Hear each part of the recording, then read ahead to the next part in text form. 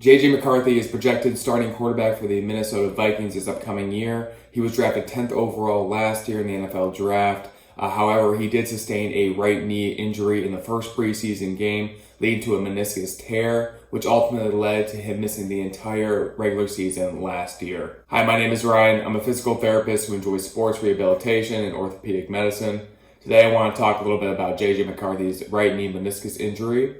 I want to talk a little bit about the anatomy of the injury, the mechanism of injury, diagnosis, methods that we can do, as well as treatment for it. So I'm going to bring up the model here. We're going to talk a little bit about the anatomy of the meniscus of JJ McCarthy's injury, as well as how the mechanism of injury, how it happened. So as you can see here, we do have the femur as well as tibia and fibula right here. And in between the femur and tibia, you have these two crescent-shaped fibrous cartilage structures.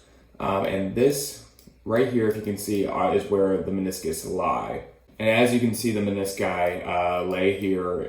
More specifically, they lay between the femoral condyles, which is seen right here, as well as your tibial plateau, which is seen right here, part of the tibia. So the menisci play many different roles for the human body and the knee joint. However, the two main roles that I want to talk about are absorbing shock forces through the knee, reducing those, as well as playing a role in nourishing that knee joint. So if we remove the femur from the image, we're able to see the menisci better from an aerial view. This view definitely represents that crescent shape, as we talked about a little bit earlier.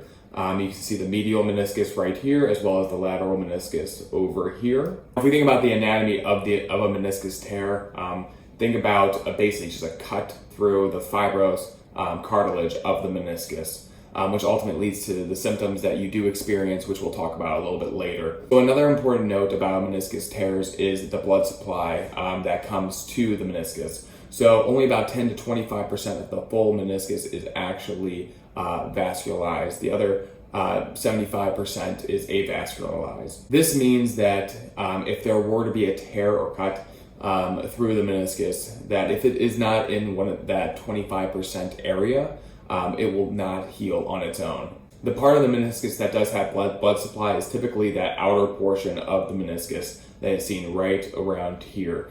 The inside is not, so those areas are typical for where we would do some sort of surgical management to improve or to restore the meniscus function. So the mechanism of injury for JJ McCarthy's meniscus tear typically is a twisting injury of a weight-bearing limb. And this is where that limb is in a semi-flexed position. So if we're taking a look at the knee is bent somewhat in a flexed position. There's some twisting involved, which ultimately leads to that tear. Typically, there could also be some ligamentous injury as well. Specifically, you'll commonly see maybe an ACL injury, which you can see kind of right here, or even the MCL injury, which is also seen right here. Both ligaments help support that knee joint. So some of the symptoms that JJ McCarthy was probably experiencing with his torn meniscus included some locking of the knee joint, which is just basically an increased swelling, which makes that knee very difficult to move in its full normal range of motion. There probably also was some clicking or popping that JJ McCarthy was able to feel while he was walking. That's just basically that torn meniscus that is kind of rubbing across that femoral condyle, making that popping sound. From a physical therapist standpoint, we can also look at joint line tenderness, where we would palpate where the femur and tibia here meet right here, just along the joint line. We also have a few special tests that help diagnose a meniscus tear, those including McMurray's test, Vesely's, and a SWOT test. So for McMurray's test, the patient is in a supine or they're on their back. The examiner will be on the affected side. This is more of a complex test where you're doing a few different things all at once. So I'll describe it here. So the examiner will have their hands at the proximal tibia, where they will basically use as a stabilization. And then they will also be cupping the heel, which will be providing a rotating force in external and internal rotation.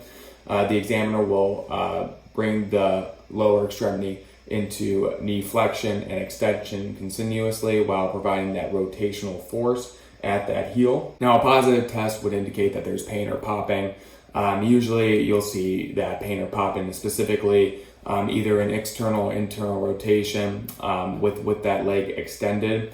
If it is an external rotation with the leg extended, that would indicate that the medial meniscus is under a lot of pressure, which ultimately leads to the medial meniscus being the culprit or involved. And similar with the internal rotation and the leg extended, that will indicate that there's the lateral meniscus is involved because that is under the most pressure in that position. So JJ McCarthy had his surgery for his meniscus repair on August in 2024, which ultimately led to him missing the entire NFL season. So there are two different types of meniscus surgeries. We have the meniscus repair, which is what JJ McCarthy underwent, as well as the meniscectomy. The meniscus repair is typically where they're going to use sutures to sew back the torn meniscus.